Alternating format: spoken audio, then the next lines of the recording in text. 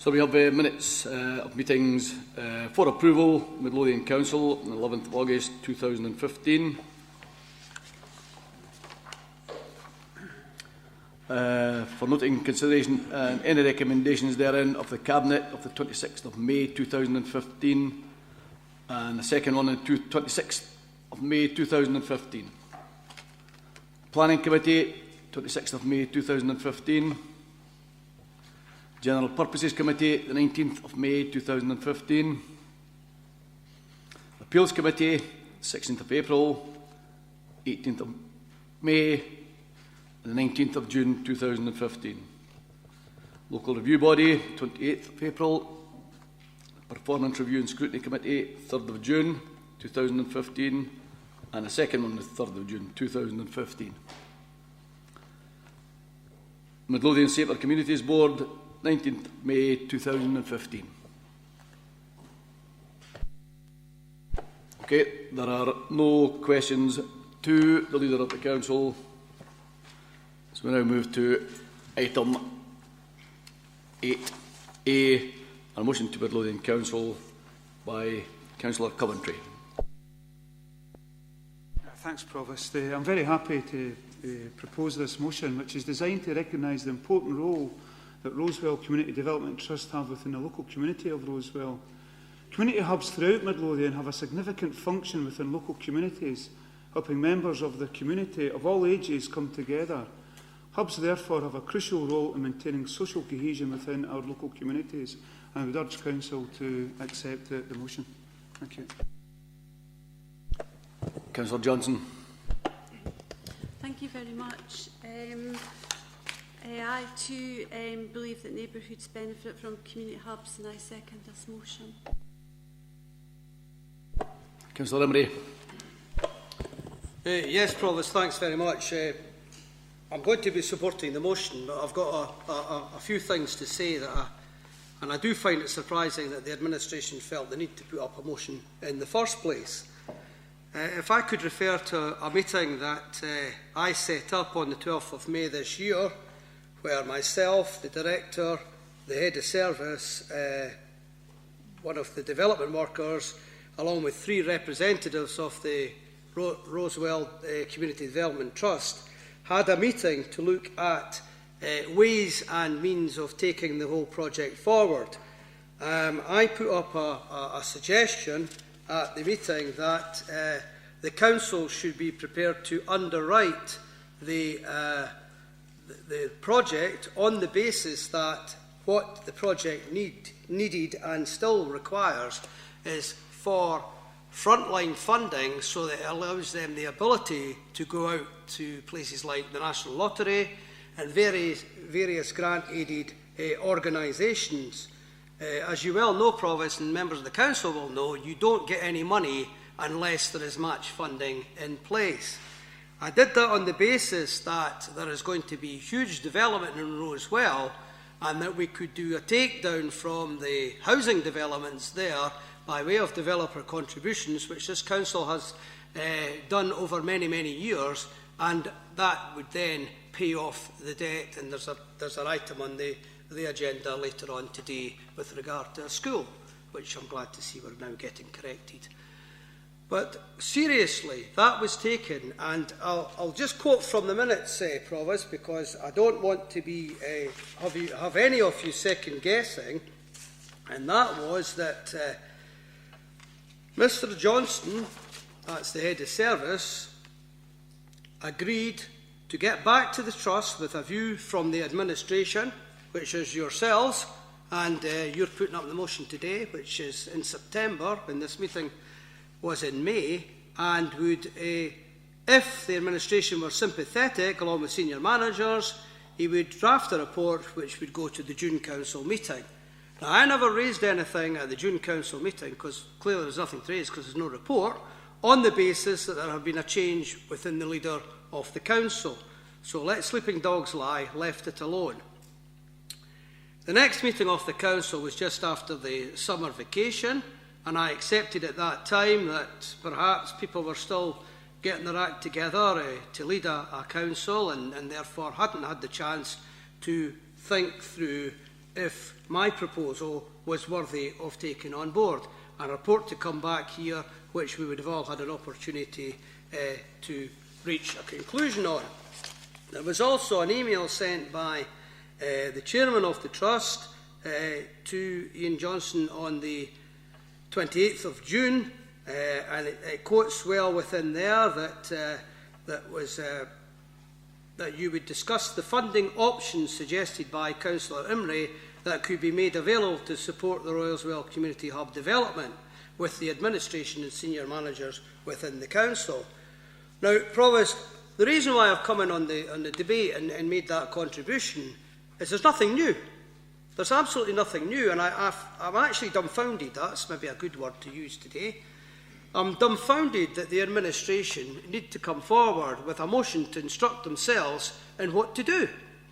I would have thought that senior managers within this organisation, along with the senior politicians, would have had the discussion, given that my meeting was in May of this year, and documented, may I hasten to add. I would have thought that the heads would have got together, they would have decided whether it was it would go or not go, and a report would come up to the council with the options of whether it should go ahead, with, as I suggested, or not. Now, Provost, as I say, I'm dumbfounded that we need to get to this stage in September, and may I just go in closing say that the reason why I held the meeting in May and made sure people were around the table was because the lottery funding on that round closed in July, and you needed to get something in print there that would allow the hub to go to the development trust to go on behalf of the development trust to the big lottery, saying that they had that financial backing. Now, when it didn't happen, July was gone. We're now in September, and as far as I know, the next round is opened, and it could be, by the time a report comes back again, we'll miss another round. And all I'm saying is, from the mover and the seconder today, Provost, all we heard was how this is terribly important for communities. Well, why the hang have we waited some months from May to now to actually have a motion up, which wasn't required? If a report was on the order paper today, I might have been critical about the timing on the time that's taken from May till just now, but I would have actually been 100% supportive if we were getting what I had suggested in May. And all I'm saying, Provost, is, I'm bewildered about why we have this report or this motion in front of us today. That's all I have to say. There's another part in the motion which I'm sure one of my colleagues will pick up on, because I actually have likened the Glencore Centre as the model that was used before, but the motion doesn't say that. Councillor Bennett. Thanks, Chair. The point, Russell's raised the point. It was me who was wanting to raise the question of supporting and I support the motion, by the way. I'm not opposing the motion, but to make comparisons with the Woodburn hub isn't really factually, because in Woodburn at the time, when we took this decision in 2011, Woodburn had a community centre which was falling into dilapidation. It was costing the council something in the region, John, maybe you can correct me in the figures, but something in the region of about £100,000 a year just to keep this place open. And we took the view that we would shut the Dalkeith Community Centre, flatten it, build council houses on the site, and we work in conjunction with Dalkeith Miners Club, who owned the land adjacent to the club, to build the club. There was never any mention of developer contributions to pay for the hub. We were hoping to fund it all through the lottery fund, but because the council was making a big saving, over £100,000 a year, that if there was a shortfall, then the council would write off the shortfall. So it's different for Rosewell altogether. Rosewell's starting from scratch, I believe, because there's no community centre in Rosewell.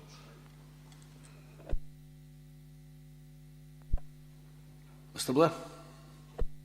In terms of the factual costs involving the former Woodburn Centre, my recollection is the running costs were in excess of £100,000 per annum, and there was a council decision taken back, I think it was in 2008, regarding investing in the Woodburn community, is my recollection. I've just been posed with that question, so I'll caveat that. Okay. Are you moving against the motion, Councillor Emery, or just accepting it, but you're having it noted what you said? Sorry, Provost, I said it. Sorry to interject there. I said at the time that I just wanted to make say a few words, which is many, I know that, but I'm supporting the motion wholeheartedly, yeah. Even though you're bewildered and dumbfounded? Okay, thank you.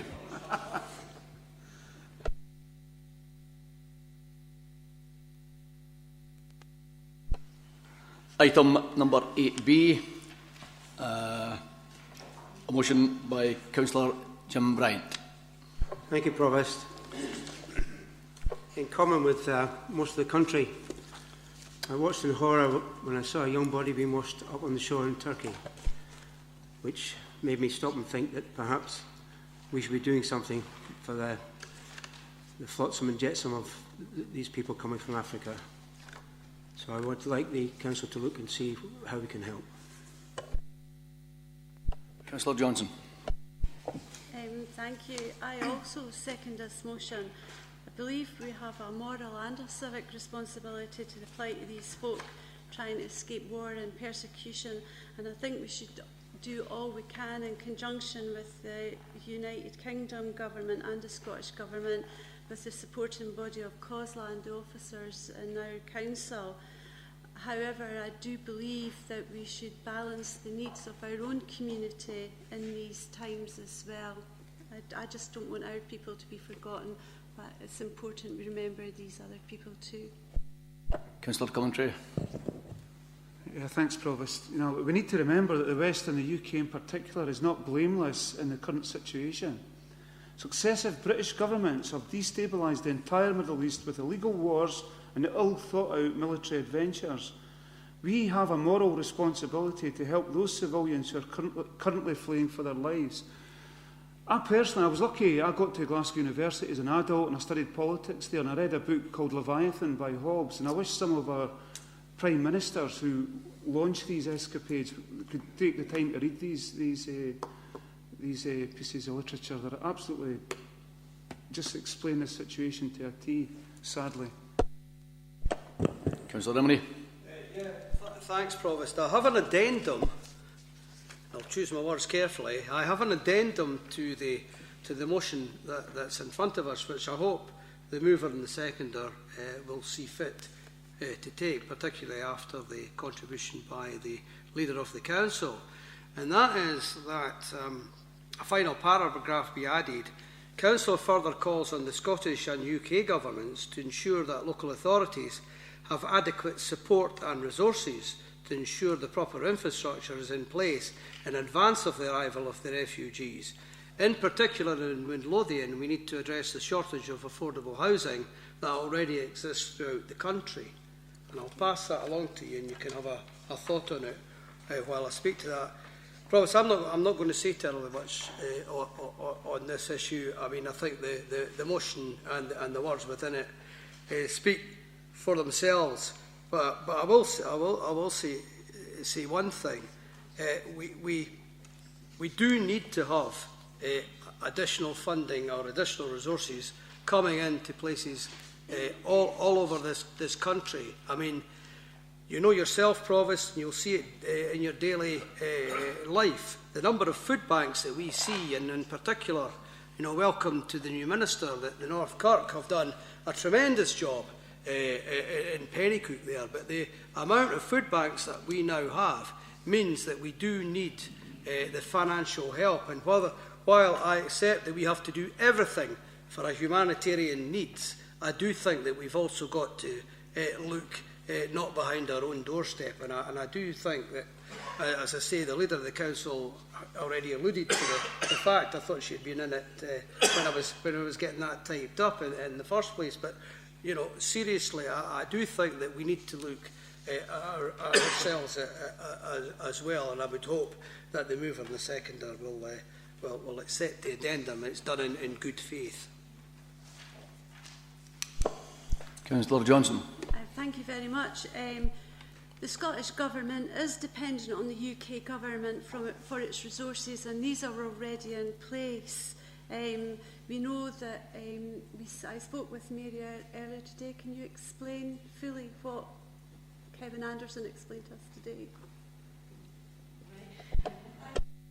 Thank you. Kevin explained that there was meetings at COSLA last week, and that the Scottish Government is looking at bringing people on board in order that we can do, I think what Russell said, that when we bring people in, the infrastructure's there. So it's not just a case of bringing people in and, you know, we're looking about for medical help, for schools, for housing and whatnot.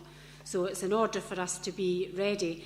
In Midlothian, Kevin was saying this morning that he thinks it would be 3 months, a sort of 3 months lead-in time for us to have all the infrastructure ready.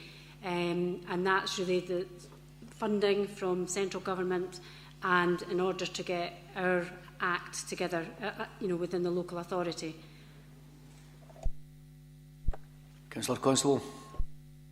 Thank you, Provost. Referring to Councillor Coventry's position about the imposition of the great powers.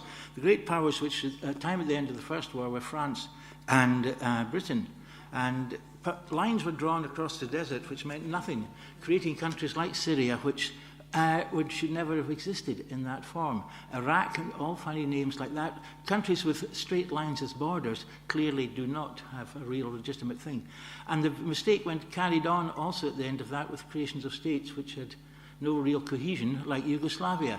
And that, of course, produced, we had all remember refugees from the massacres at Srebrenica, and if I got that right, and all other parts in the Bosnian wars. So it's always, when will history be learnt that great powers should not go mucking around in creating countries which do not exist and where peoples do not wish to be together and forced into one country.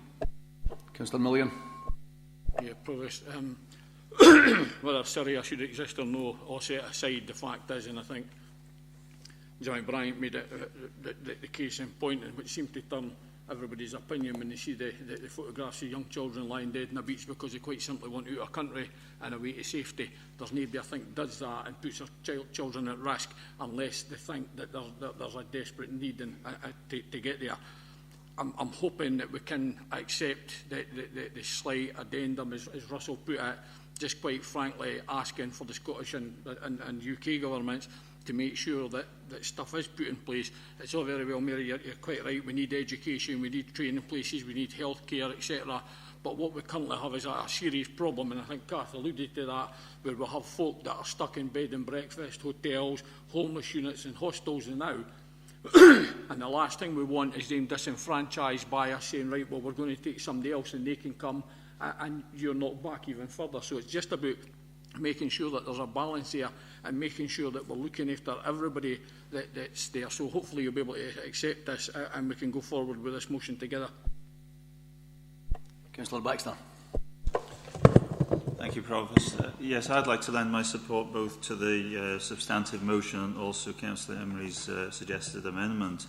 When we look at Syria, I think is a particular case. It's unique when you look at the history of it, as Councillor Constable mentioned there, but also the more recent history, the fact that just a few months ago we were talking about arming the rebels who were against Assad, and now we're talking about arming Assad against the rebels. And when you look at photographic evidence of how Syria has changed from what we would probably describe as middle-class suburbs of this country, you know, an advanced nation, to rubble. And people are not coming here to take our benefits. These are people who lived the kind of lifestyles that we live now, and they're in a war zone. So I think there's a particular case with Syria that we have to recognise.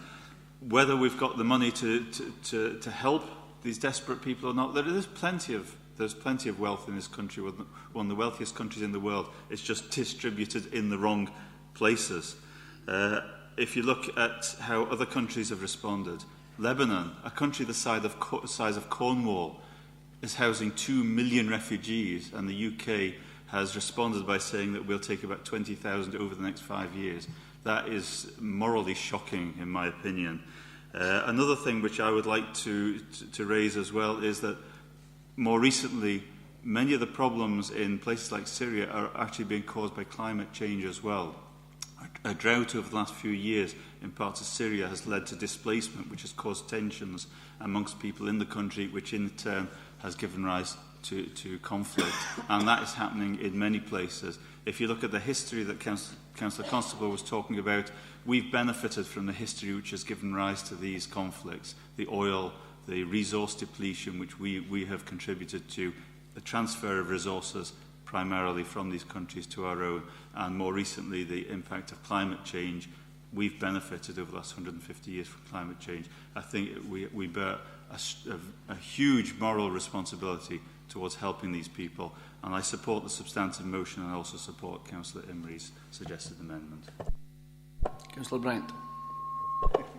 Yeah, thanks for that. Myself and my seconder accept Councillor Imrie's addendum, as he called it. And just thinking about Kevin Anderson saying we need 3 months. I just hope these people have got 3 months. I would really like to speak on this, but I'm afraid I'd start green. Is the motion passed as amended? Thank you.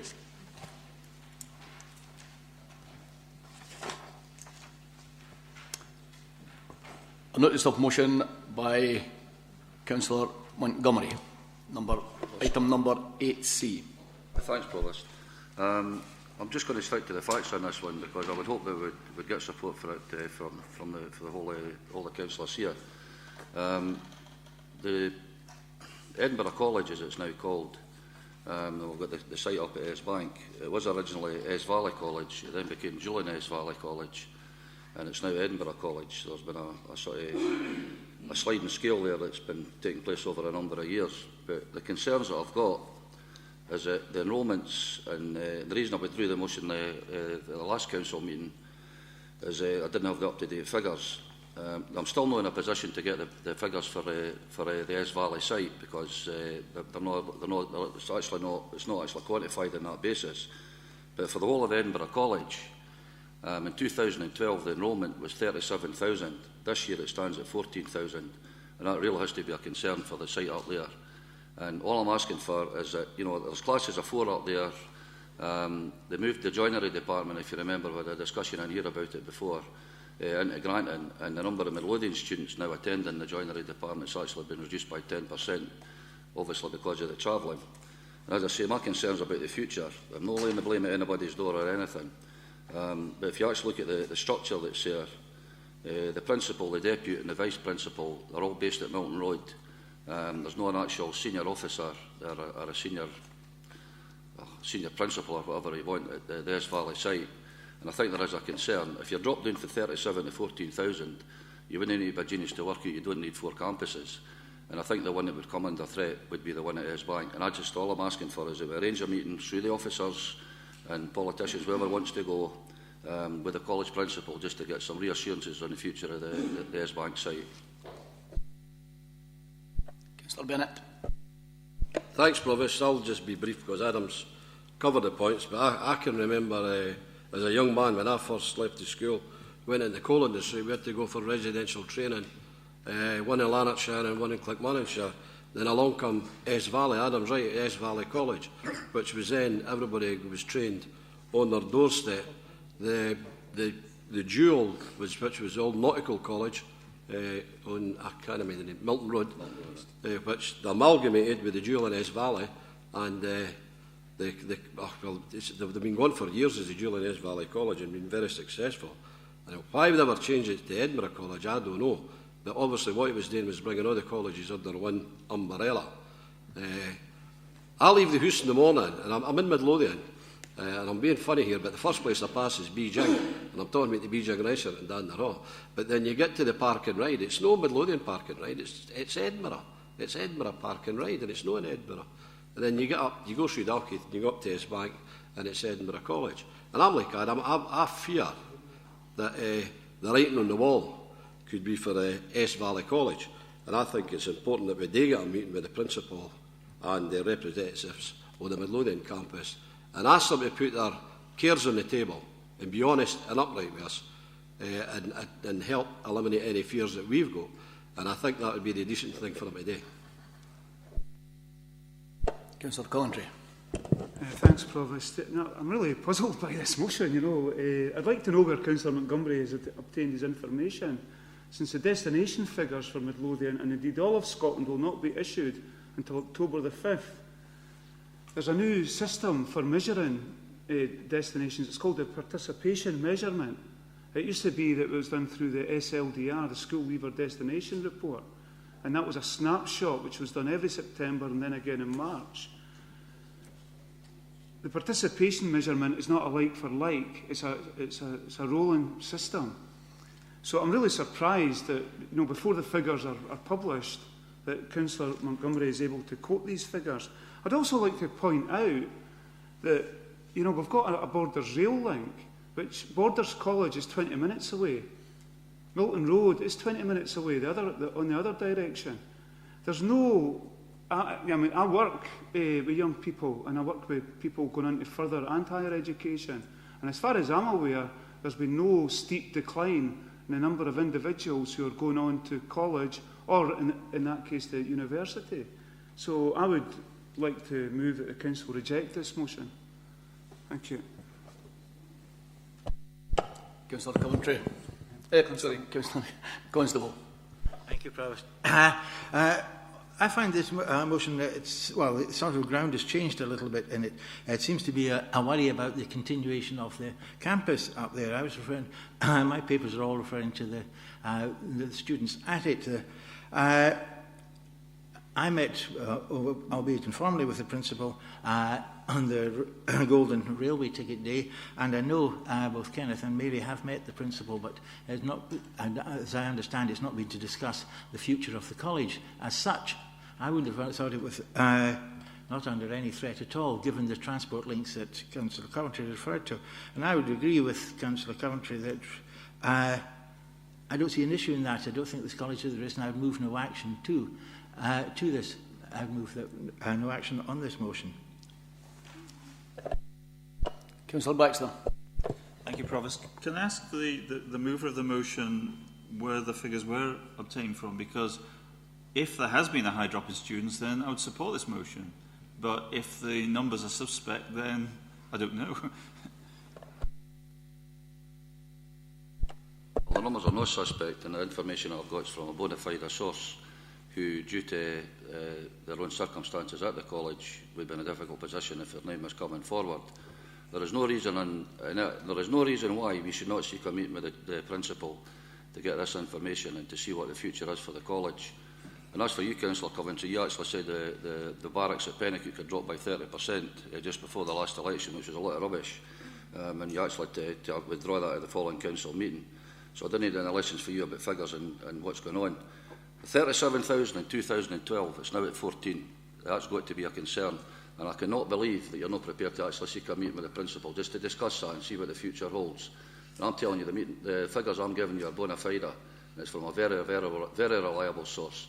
But they've been in a very difficult position for us to name who was actually passing it on. Councillor Coventry. Yeah, sorry, I've got to come back on this. You know, the figures will be announced officially on the 5th of October.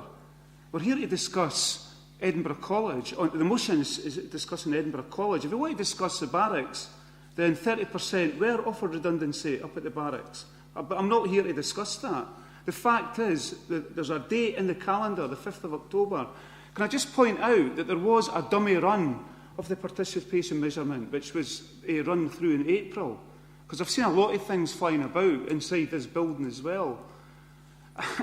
It was a dummy run because it's a new system, and it wasn't the proper. It didn't contain all of the information. It was just to make sure that the systems would run properly when they were supposed to run, which is now, and we're actually halfway through that process.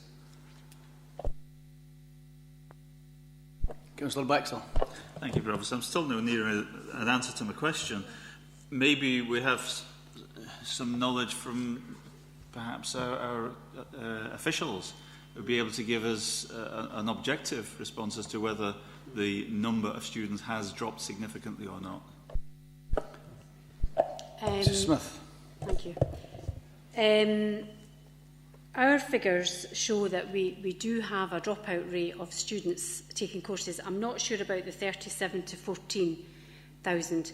we have had a meeting with Annette Bruton, the new principal of the college, who's very clear that she wants to work hand in hand with Midlothian. The college has looked at a lot of part-time courses that they used to run, maybe leisure-type courses as opposed to courses for qualifications. And what Annette Bruton was saying is the resources have to go on the courses that will lead to work and qualifications for young people. One of the things that she was talking about was hairdressing. She could run umpteen courses for hairdressing, but really do we want to get youngsters into tourism, and open their widen their horizons. So the Chief Executive and myself had a very positive meeting with Annette Bruton just a few weeks ago, and we're going to continue those discussions. We talked about the dropout of some of our young people, and we've discussed at the last council meeting when we had Developing Midlothian's Young Workforce, when we talked about youngsters who perhaps had taken a course because their pal was taking it, or because they thought that that's what they wanted and then kind of dropped out. What we've agreed with the college is we'll do transition courses, which will be held here in Midlothian at Midlothian Training Services, within schools, and give that link between Midlothian and wherever the college is. So we've got that on. So we've got construction, rural skills, health and social care, retail and music. So they're going to be held here in Midlothian. We've also employed 3 additional transition workers to work with our young people to make that link with college. And if a youngster's at risk of falling out, then that transition worker would work with them. We're looking at career pathways and the Developing Young Workforce Board. So the college principal is going to be part of that board. So again, we spoke about that at the last meeting. And then, of course, the academies model. So the youngsters in the senior phase, it's not just about being in 5th and 6th year at school. It's actually doing HNCs, HNDs with the college. So there's a lot of work that's ongoing at the moment. Far be it for me to speak for Councillor Baxter on what Councillor Montgomery said, but I think what he was asking was, Councillor Montgomery was saying it's dropped from 30-odd thousand to 14,000, and Councillor Baxter was only asking for confirmation if that's the case.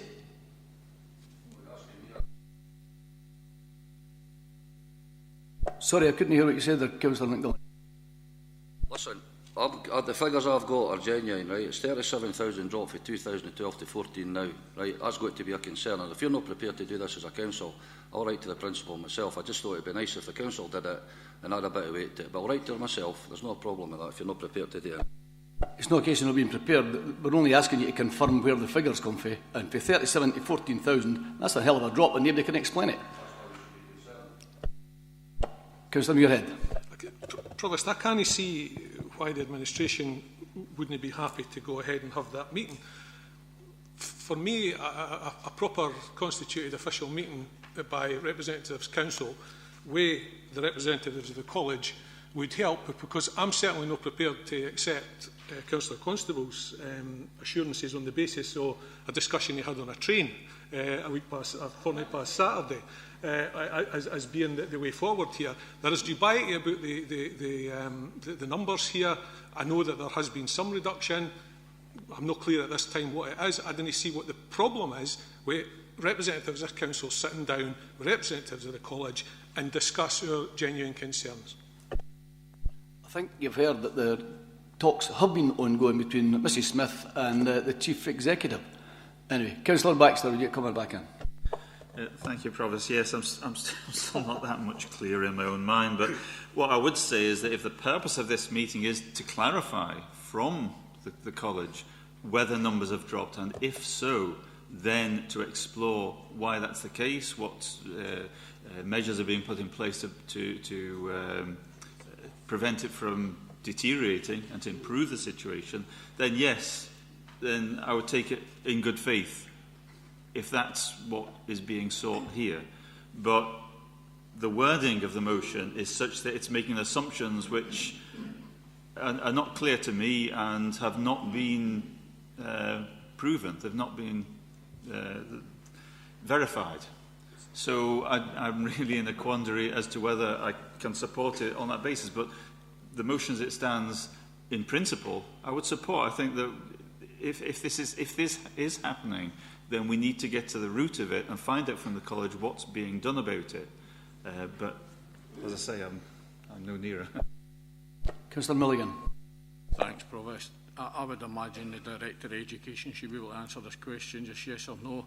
Has there been a significant drop-off in the number of people enrolling in Edinburgh College, and indeed more so the Midlothian part of the Edinburgh College?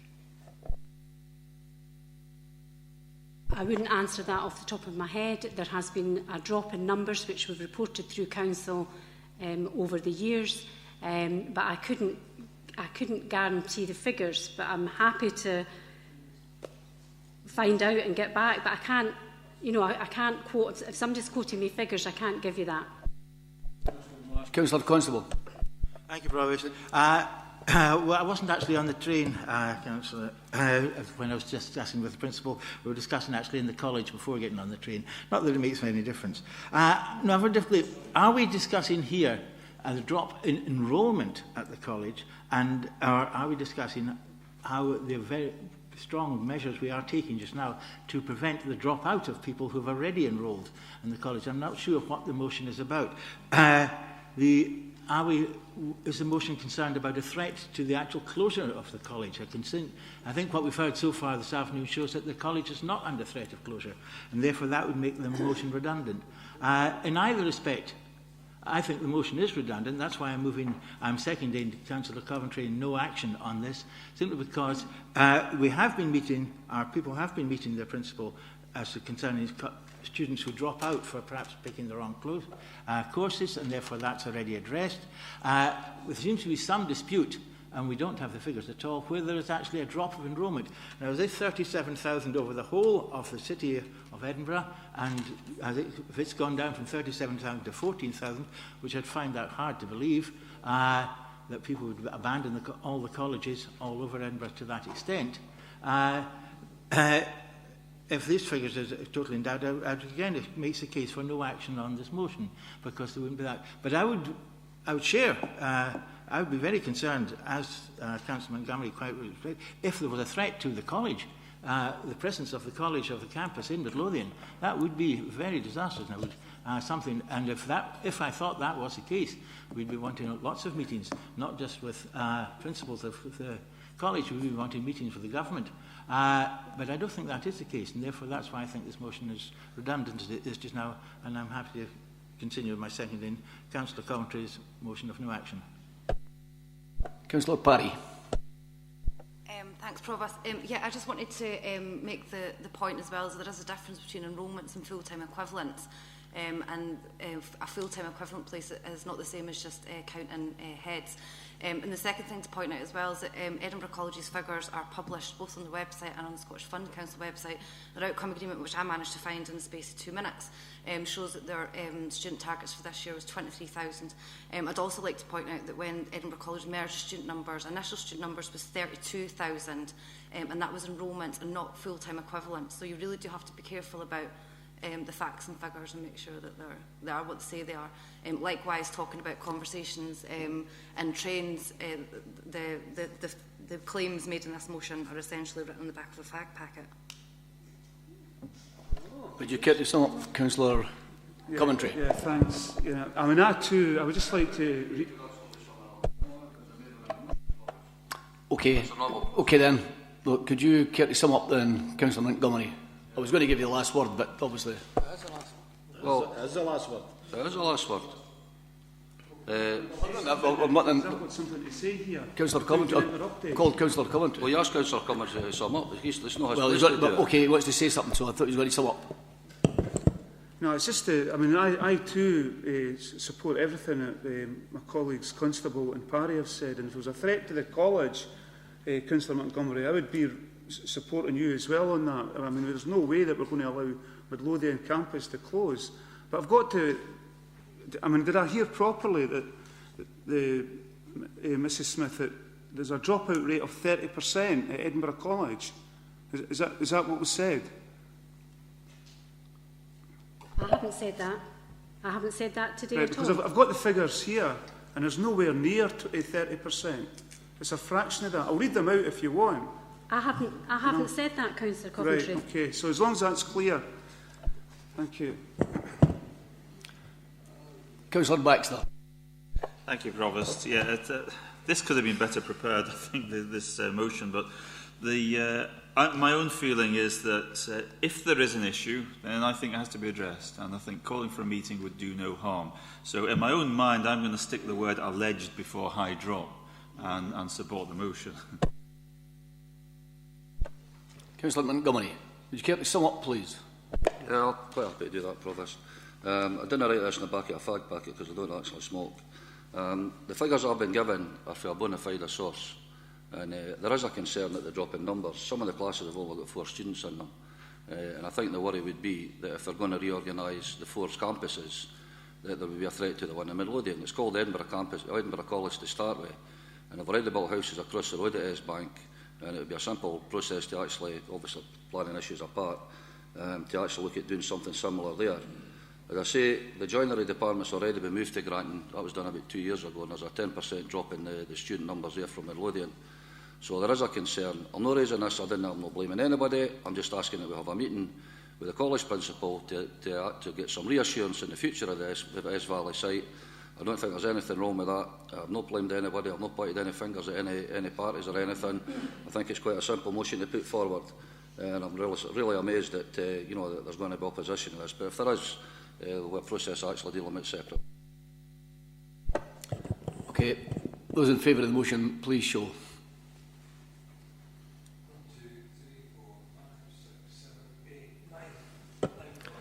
Those against, please show.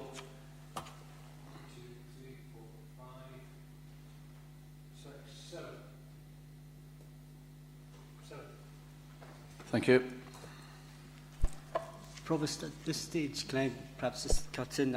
Far be it from me to make this monitoring officer show or to stop the cut and thrust of debate between members, but there were a couple of instances on both sides of the House that left me a little bit nervous and I'd like to take this opportunity to remind members that one of the key principles of the Councillors' Code of Conduct is that of respect. And to quote the wording from the code, it's "you must respect all other councillors and all council employees and the role they play, treating them with courtesy at all times." I think there's a couple, as I say, there were 2 occasions that I noticed when we were getting very close, if not crossing that line.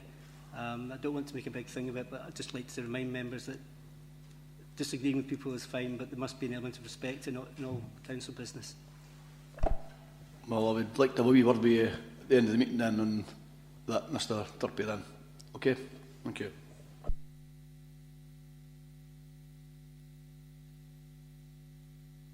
Move to item number 8D, a motion by Labour Group by Councillor Milligan. Thanks, Provost, and hopefully this is one that we'll all agree round the table without having any argument with. Anybody who can see this will see that this decision below Midlothian buses is, I think, came as a great shock to numerous residents, Rosewell, Bonnyrigg, Dalkeith, Polton Hall, the whole lot. And I didn't think anybody's seen this coming. We meet, or have met, sorry, until the changeover on a regular basis with Midlothian buses. Bill Campbell being the main player that came along, head of operations, along with various other very senior supporting officers. At every occasion they talked about, and especially the Service 49 and the 40 as being growing services. Indeed, the last meeting we had with them, they talked about how many people were using it, and it was at such an extent they were considering whether to go to a 10-minute service or go to double-deckers to bypass. For them then to turn round with their new administration a year later and say we're having to cut the numbers because of the dropping passenger numbers, I'm kind of lost. As somebody who uses a service all the time, I can't see any drop. Indeed, I've seen a steady increase in the numbers.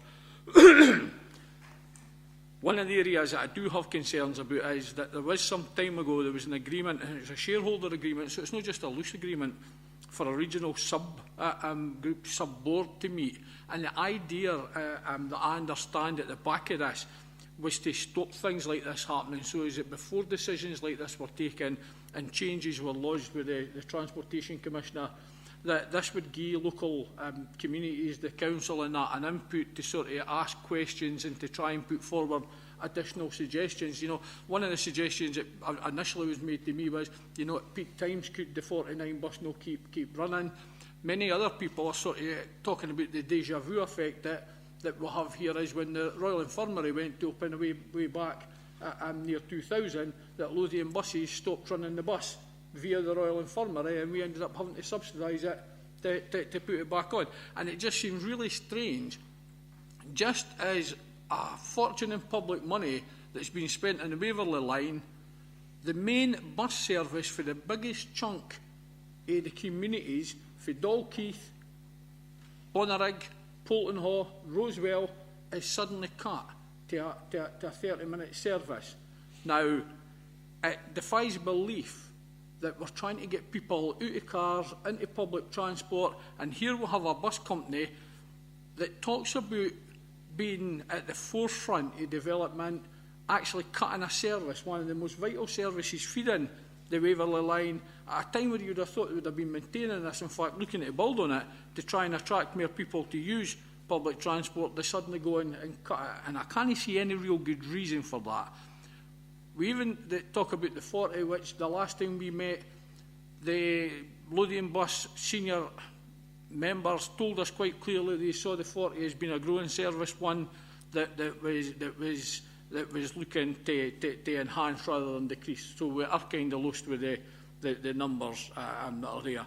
So we would ask that we agree the motion here that's in front of us, and we ask representatives to immediately demand that there is a meeting in the regional sub-board and allow us to get our points of view put forward. Councillor Emery. Yeah, thanks, Provost.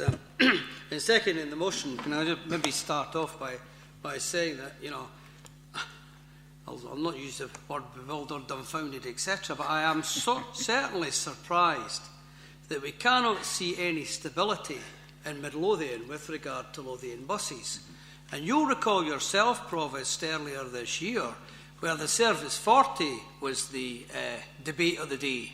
And in fact, members of the community actually brought that to a petition committee with regard to the changes that were made to the Service 40. And here we have maybe 8 months later that Lothian buses have made an announcement yet again that they're making a change to the 40, this time curtailing a service on a Sunday. And now, I say that it's not done lightly because it's the only cross-county service we have in Midlothian.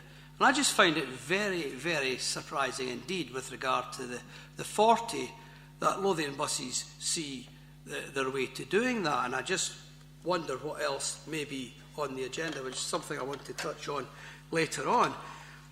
With regard to the 49, I find it unbelievable that we just not so many months ago, through the planning process, have asked for developer contributions from developments in Rosewell, along the fact that because we've opened up the borders, or about to open at that time, the Borders Railway now open and successful, that developers' contributions from houses getting developed in Rosewell would pay towards the cost of the Borders Rail line, which was Midlothian's contribution to the line.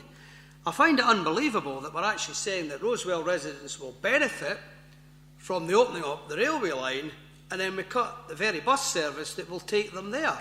And I mean, there's other people in the council can articulate better than I about other communities along the route of the 49 bus, and Councillor Milligan's already alluded to that already, but I just find it unbelievable. Now, the Service 15, I threw that one in because it's another little change and a quirk. Now, that'll actually, some people will vote with the thumbs up for the 15 taking a different route in Pennycook from what it did before. Others will be unhappy because they've only had that, again, running for the last 8 months. So you get used to a service and it's taken off. And while I support the motion of calling for the regional subgroup, I'm just a little bit worried, Provost, that meeting with the other two councils that are stakeholders within that subgroup, that does enough for Midlothian. And what I'm really concerned about, and I said it a year and a half ago, I think it was, in this council chamber, when I said with the Transport for Edinburgh being formed, which took one section being the buses and the other section being the trams, look out, folks, because it could be that they use the bus profits in order to bankroll the tram. Now, I know that the tram has been successful, etc., etc., etc., but I really am concerned now, Provost, that is this a diminution of the service in Midlothian? And it might be that, notwithstanding the regional subgroup, which is made up of the officers, can meet as a group together. I just think maybe the leader of the council, along with the cabinet member for transport, along with, dare I say, the opposition leader and myself as opposition transport spokesman, should maybe meet out with that, with Lothian buses, not as an argument across the table, but just asking the question, what is going to be happening in the future in Midlothian with regard to the bus services? I do worry, Provost, that is this a pulling back in, and that what we've enjoyed over the years has been a great service and an improving service. Is this now a bit of a diminution of the service in Midlothian? And I would just hope that we could collectively take a position where we're all singing, dare I say, from the same hymn sheet, so we can go forward together so that we can get the best bus service in Midlothian for the folks that want to use it. And if we're trying to get people from their cars to use public transport, then taking a service off or reducing the frequency of that service doesn't augur well for the future. Thanks, Provost. Yeah, I can't help but agree with you about the trams. Councillor Rosier. Thanks, Provost. Yeah, well, here's a surprise.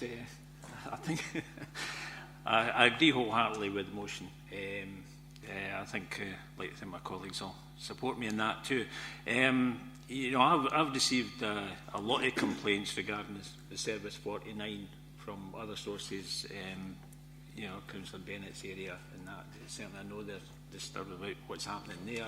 And Alec will maybe say something on that. But I have raised issues, especially on the Service X37, which is now not going to stop at Cameron Toll. I mean, I just couldn't believe it. You know, which is an interchange. People use it to work or shop at Cameron Toll Shopping Centre, working at King's Buildings. And I did actually, what I did was I actually tried to make contact with the guy who is responsible at Lothian Buses for these changes in timetables, but believe it or not, he's actually on holiday. Picked a good time. The chap I spoke to there gave me the stock answer that it's to save time.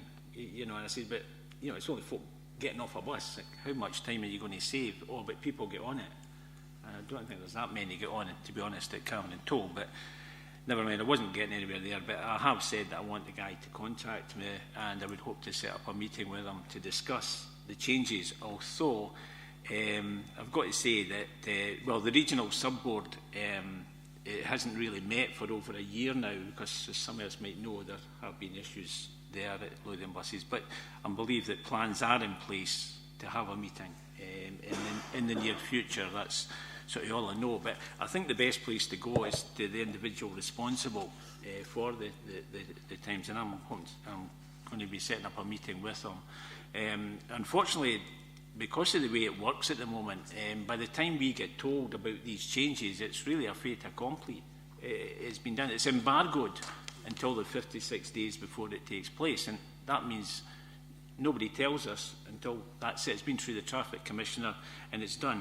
I'm led to believe that the Scottish Government are planning to bring forward new proposals, which I think you're looking at about 74 days perhaps, beforehand, which would then allow councils and communities to have consultation on it and at least put their tuppence worth in before the actual final decision is made. But yeah, I'm happy. As I say, I'm going arrange a meeting, and I'll report back if they're happy with me to take the concerns that I think we all have. Councillor Constable. Thank you, Robert. Yes, I'm very happy to support this motion. The three Bonnie councillors, Ian and I met with LRT with it about a year ago, and I thought the very professional presentation they gave, and they mentioned how the frequency of a service was vital, otherwise people stopped using it. And so exactly, as Councillor Morgan said, if you cut the frequency, it's going to cut the usage of it. And especially since our Midlothian plan is now putting in so many houses in all these areas, as has been said, I find this really it's a real kick in the teeth for Midlothian for that. And I like Councillor Irmy, I worry if the trams are behind it. I wouldn't like to bother pointing out that we were the one party that opposed trams all the time, of course. Councillor Baxter.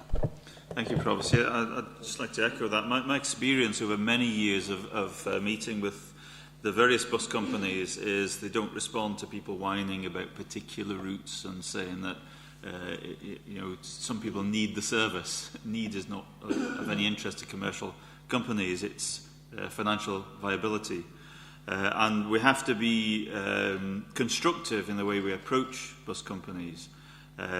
One thing which annoyed me immensely about First Bus, and I went to speak to the director for South East Scotland on this, was the volatility of the services. And I would certainly welcome consultation, not because consultation will help people who say, I need a bus at this time of day and the bus is empty, but what it will help is that, for example, if you go to the people who made these decisions based on computer models or whatever, I would guarantee that they don't know that 290 houses are about to be built in Rosewell. When we introduced the 31 service in Hopefield in Bonnyrigg, it was introduced before the first house was built. And it probably ran at a loss for about a year or so before enough people started to get into the habit of using the bus rather than the car as soon as they moved into that house. It's got to be forward thinking. And I think that we have to work with our planning department, not just in isolation looking at this as a transport issue, it's a planning issue as well. If we want to attract people to move into Midlothian, into new housing estates, we have to make sure the buses are there. And the bus companies similarly have to realise that they will have a market when those houses are built. So yes, I fully support this motion, and I think that any pressure we can apply to Lothian over these changes is welcome. Thank you. Anybody else? Okay, I'm happy to accept that motion. Thank you.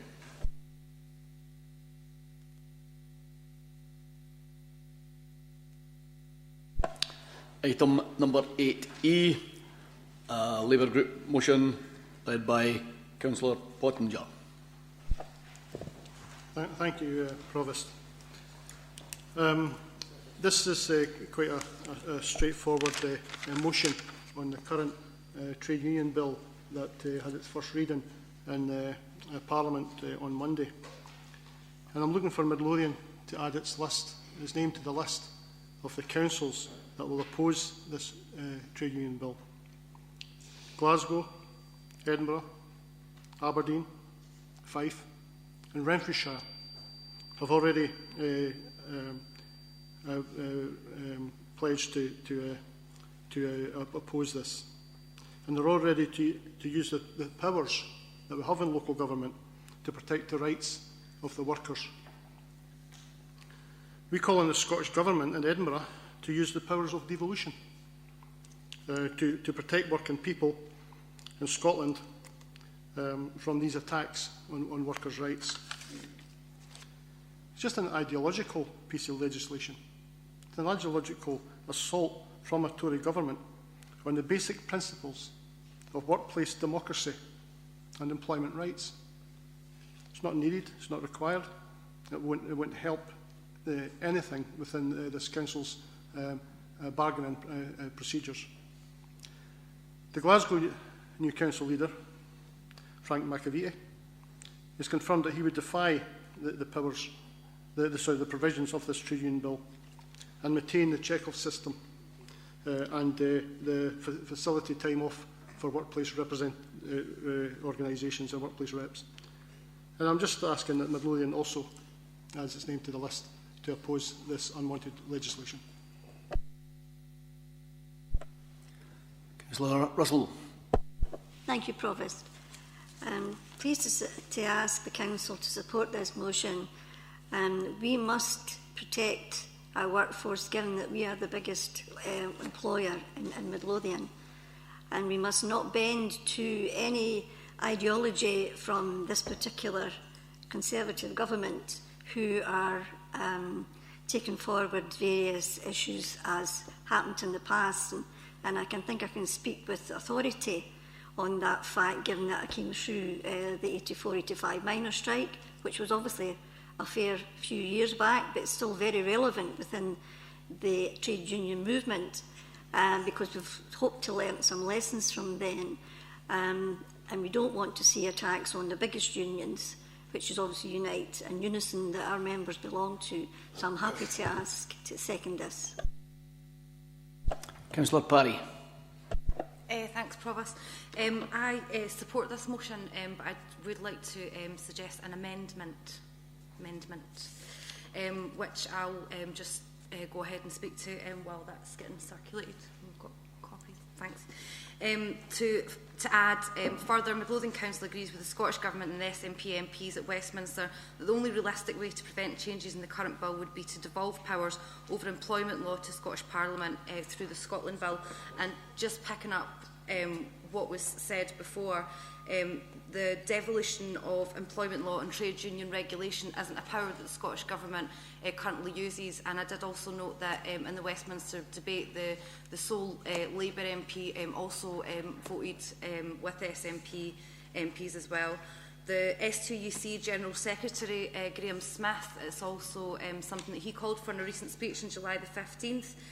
He had said the bill is contrary to the approach the Scottish Government are taking, where unions, employers and governments are working together through the Fair Work Convention to promote the very positive role unions play at the workplace and across the economy and society in tackling low pay, job insecurity, inequality and underemployment. And I think we should be mindful and congratulate the different approaches to industrial relations advocated by the Scottish Government, and particularly the recent Memorandum of Understanding signed by the First Minister and the STUC. And I would encourage everybody to back that amendment. Chair, can I ask a point of order? I want clarification, because I don't think this is an amendment. This is a motion. It's entirely different from the motion that Brian spoke for. I'm not saying I would disagree with it, but it's not an amendment when they're asking for changes to the devolution bill. That is in this motion. So therefore, that can't be an amendment. It must be a motion. Could you tell me what point of order you're making? I'm making a point of order to get clarification for the solicitor on whether this is an amendment, because I think it's a motion. I'm sorry, councillors, but when it comes to a point of order, the convener of the meeting decides if it's a point of order. Can you name the standing order it breaches, first of all, and then I'll decide. I'll decide if it is, and it remains on the books, whatever I decide, if it's a point of order or not. Well, if you're the legal qualified brain that's going to decide, then you decide. But I'm asking for a legal opinion, whether it's a motion, because we've already had the hullabaloo, Russell's words, at the last one, where amendment wasn't an amendment, it was a motion. It's really for clarity. I'll leave you a couple of minutes to look up the standing orders.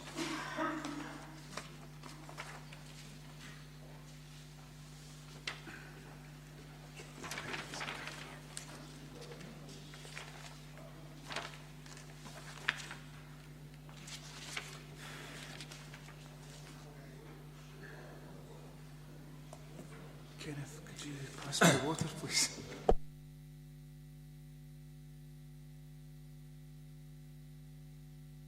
I'll now quote it says, a member who wishes to raise a point of order or give a personal explanation will be entitled to be heard immediately, but will not speak for more than 3 minutes. A point of order must relate only to an alleged breach of standing order, or of a statutory provision, and the member shall specify the standing order or statutory provision, and the way it is considered that has been breached. A personal explanation must be confined to some material part of the former speech by the member which may appear to have been misunderstood at the present debate. The ruling of the Chair on a point of order on the admissibility of the personal explanation shall be final and not open to discussion. unless challenged by 1/2 of the membership at that meeting. 1/2 those attending at the meeting. So could you tell me what part of the standing orders has been breached, please? I'm not saying any standing order has been breached. I've been asked... Standing order 8.3, Provost. Well, Russell's saying standing 8.3. I've not got standards in front of me. I'm asking for the monitoring officer to give a ruling. Pick up a number.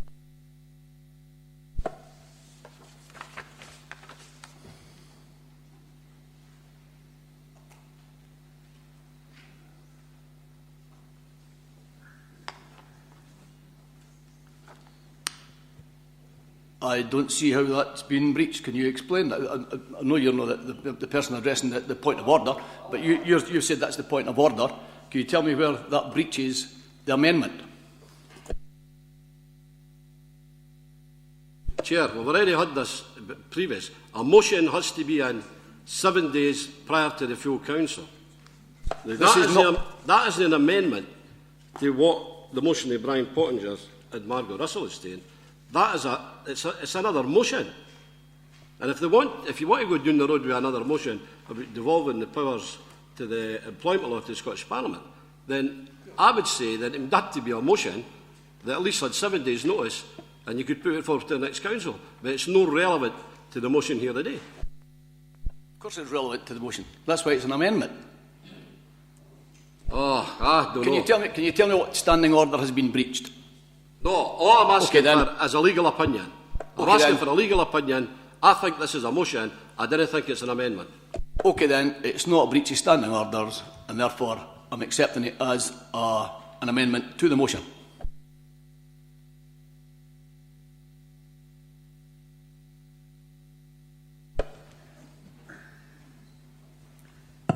Okay, second there.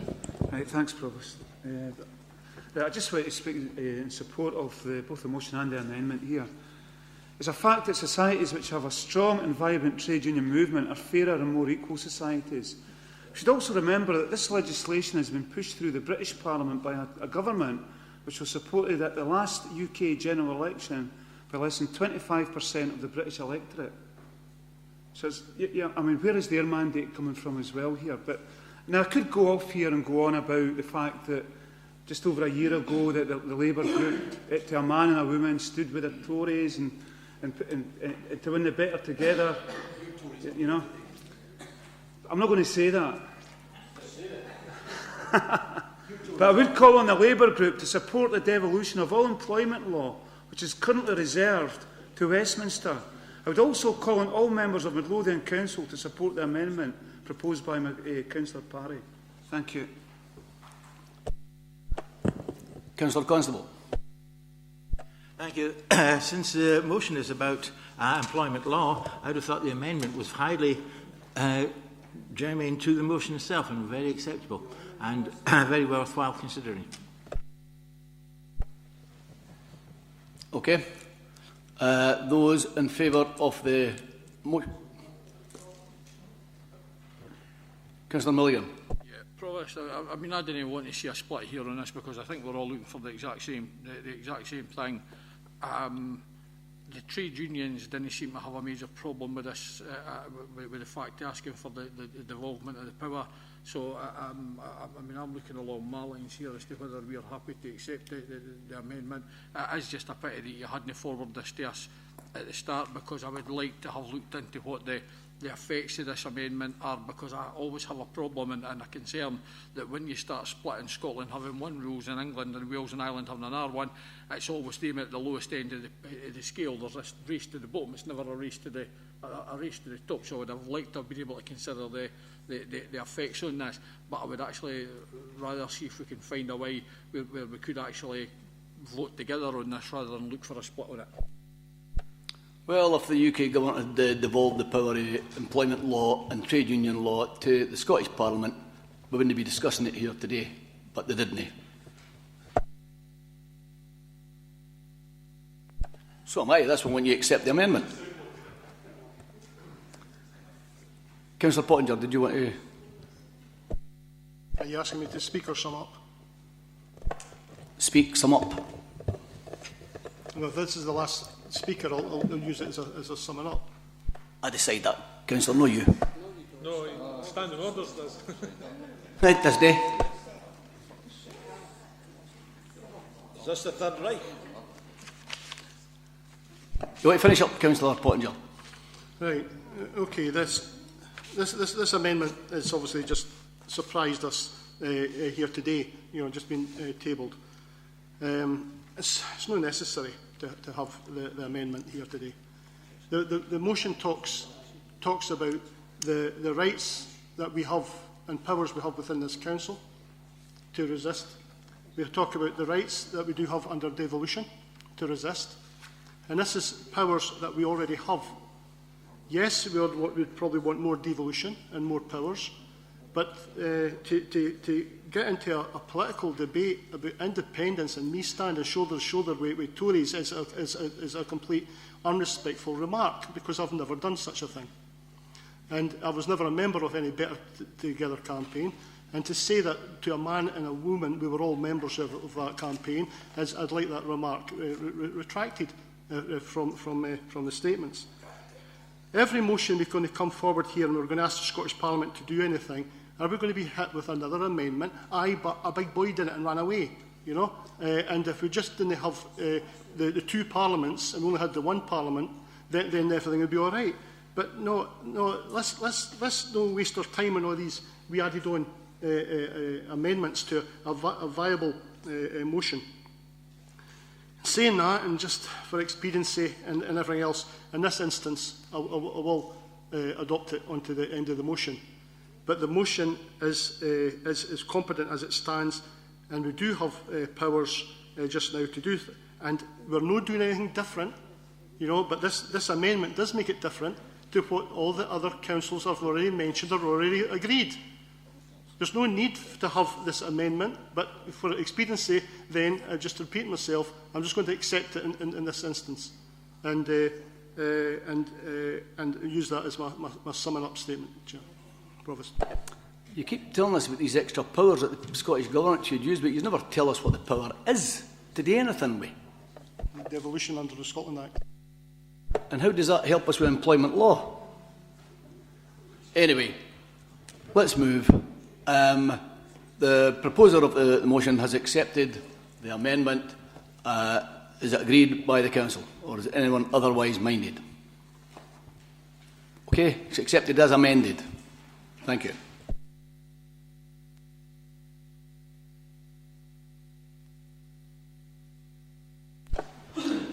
Item number 9, the Audit Committee, the appointment of an independent non-voting advisor, a report by Kenneth Lawrie, the Chief Executive. Thank you, Provost. This report advises on the proposed appointment of an independent non-voting advisor to the Audit Committee. The vacancy came about following the departure of Robert Ray from that position and an unsuccessful attempt to recruit a replacement in the latter part of 2014. An advertisement was placed in the local press earlier this year. An application was received from Mr. Michael Thomas. He was interviewed by myself and the Internal Audit Manager, and it is clear that he has the necessary credentials and experience to make a contribution to the business of the Audit Committee. And on the basis of that, the Council has recommended to note that following interview, it is recommended that the Council appoint Mr. Michael Thomas as an independent non-voting person, and to agree that the appointment be for a period up to the next local government election in May 2017. Thank you. Councillor Bryant. Thank you, Provost. I'm delighted that we've managed to fill this long-standing vacancy at long last, and happy to recommend that we take this Mr. Michael Thomas up to the local government elections in May 2017. Questions or comments? Okay, happy to accept. Thank you. Item number 10, scheduled meeting dates 2016 to 2017. Report by Mr. Blair, the Director of Sources. Thanks, Provost. This report invites Council to approve a schedule of meeting dates for the calendar year 2016 and also the first part of 2017 prior to the local government election in May of that year.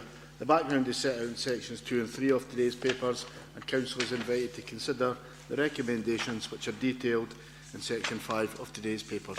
Thanks, Provost. Thank you. Questions or comments? Okay, happy to accept.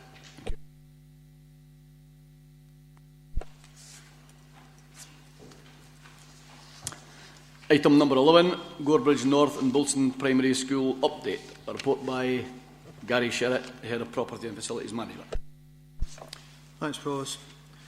This report is to update Council on the budget position, including the expected income from developer contributions following the tender returns for the new primary schools at Gorebridge North and Bilston.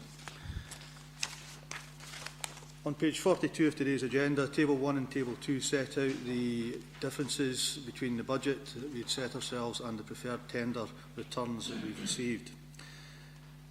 Whilst Gorebridge North comes within the budgeted figure, Bilston Primary School tender came back in over that budget. However, the amount that the Council is expected to fund has been reduced, and that's because we've seen increased it's a reduction in the current provision within the General Services Capital Plan from the 3,894,000 to the 2,745,000. And that's because we've seen increased anticipated developer contributions for the area towards the provision of this school. The programme is set out in 3.3 with a school opening date of August 2016 for the Bilston School and Gorebridge North schools. In section 4.0, in the resources section, you'll note that the Gorebridge North provision within the General Service Capital Plan is unchanged, but we are seeking that the Bilston needs is increased to the 7,045 million. However, the proportion is decreased as just previously explained. Under 4.1, you'll note that we've engaged with the contractors in lump sum design and build contracts to reduce our exposure to risk and transfer that on to the contractor as part of the contract. Recommendations to the Council is that you note progress made and the appointment of the contractors as detailed in section 3.4, and note the provisions in the General Services Capital Plan as duly explained, and note the anticipated delivery programme for both schools. Thank you.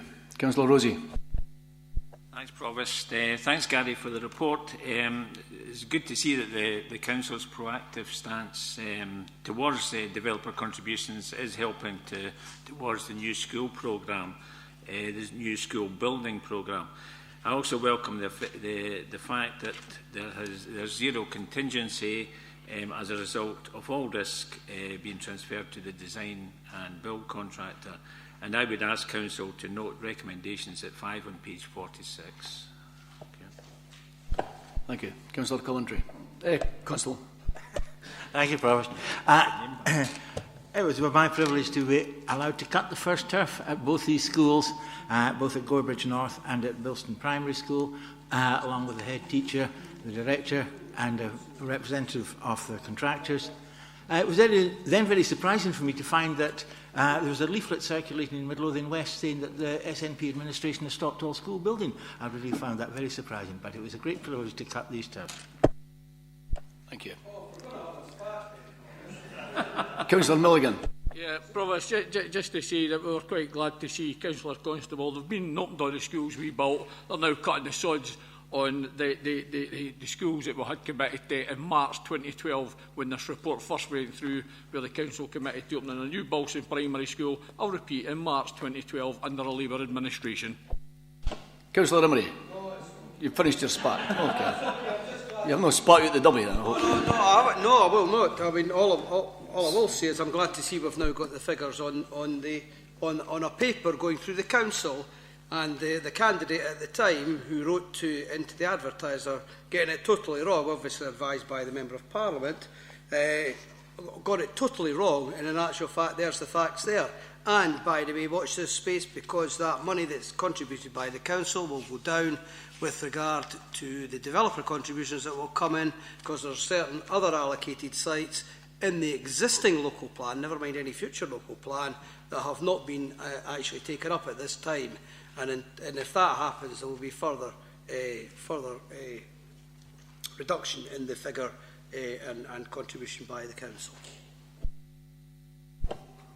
Okay, we're happy to note that report. Thank you.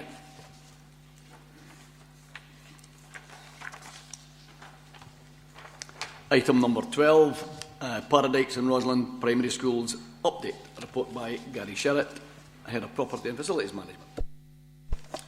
Thanks, Provost. Again, this report is to update Council on the progress to date on the design and cost for both Paradise and Roslin Primary School projects. Currently, both schools are going through the planning process, and Appendix A and B to the report set out the drawings that have been submitted to the Planning Department. Those reflect the outcome of the consultation process for both schools, which have taken place from October 2014 right up to date. Also set out in 2.2 of the report, the NHS Lothian commitment to the project is unwavering. They have voted that through their boards and wish to see the new health centre as part of the Paradise combined facility. The plans and elevations for the health centre are fixed, and we're working on the internal layouts of that building as we speak. NHS Lothian has requested if Council would be prepared to fund the medical centre on a revenue funded basis, and that would involve the Council initially funding the capital costs for the element that the NHS are taking, and recover those costs along with any associated borrowing costs from them over a period of up to 25 years. We continue to look at the financial modelling associated with that, but it is proposed that the Council investigate this approach. It leaves the Council in a no worse off position, and we could progress with the legal agreement on that basis. In section 2.3 of the report, it notes the programme with completion at Roslin Primary School in March 2017 and the combined facility at Paradise in summer 2017. In section 3, the accommodation schedule set out there, you'll note that there has been an increase in the floor area. In part, that's due to looking for future provision should we require to extend the school at Roslin. And we've also increased the area that's being affected in the refurbishment of Lonehead Leisure Centre, having followed that consultation through, where, as it's set out over the page in section 3.3, it explains that we're looking at more mechanical and electrical works there, specifically around the hydro suite and moving that downstairs so that we avoid further leaks, and it also combines the wet changing areas into one area. In section 4.1 of the report, it just notes that this is a capital funded project, different than the revenue funded projects that we've seen recently held back by the ESA 10 scenario. So this one continues on without that hindrance. You'll note that the revenue section covers that the additional loan charges should be spent at the higher budget as a result of the expanded areas that we're now working to. Adds 428,000 to the Council's revenue budget, and the non-domestic rates alterations 210,000 per annum. Under section 4.8, just sets out that we have had extensive community and stakeholder involvement and consultation, and that work will continue over the coming months to continue to develop the internal design of the buildings. The key points are set out in table 5 of this report. It's recommended that Council note the design information submitted to planning, note the updated accommodation schedules for each of the projects, note the change in the projected cost of 23.24 million in the services capital plan, instruct directors to continue reviewing the designs with a view to optimising the efficiency and reducing the budget, note the request from NHS to look at a revenue repayment model, and instructed Director of Resources to ensure that the contingent value is minimised through the next stages and brought in line with the capital plan at pre-tender stage. Thanks, Chair.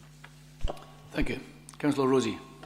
Thanks, Provost. Thanks again, Gary, for the report. It's good to see that the planning is progressing well and that the Council are working with NHS Lothian on the funding issues, and that with the assurances that this will be a cost-neutral exercise to the Council.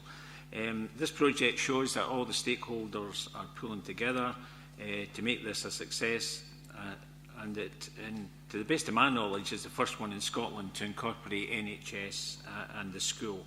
So on that, I would ask the Council to note the instructions and the instructions in 5 on page 55 and to accept them. Thank you. Councillor Coventry.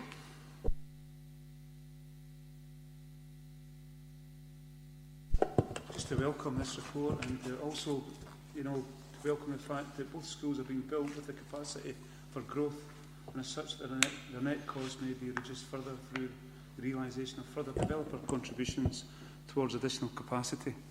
Thank you. Councillor Emery. Yeah, Provost, well, welcome to the school. Just a question to the head of service. Are we factoring in things like solar panels, etc., for our heating systems? And while we're refurbishing the pool site, are we factoring something there where we can actually use energy and reuse it into either the schools or the buildings, so that in actual fact we're starting to look at our carbon footprint?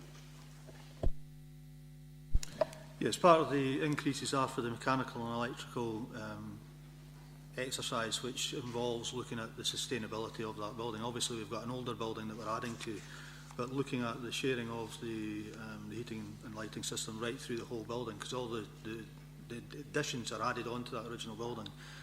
The detail of that is still ongoing. We're only at planning stage, and obviously when we go through the warrant stage, that's when the detail comes out, and we'll be adding to that. But we will be looking into the sustainability element of the M&E of the building. Anything else? Okay, thank you. Oh, Mrs. Smith. Just to say that in line with Gary's report, we're also carrying out the consultations at the moment. So we have just completed the New Battle and Gorebridge consultations that took place last week, and we start the catchment review for Bilson, Paradise and Roslin on the 6th and 7th of October. Thank you.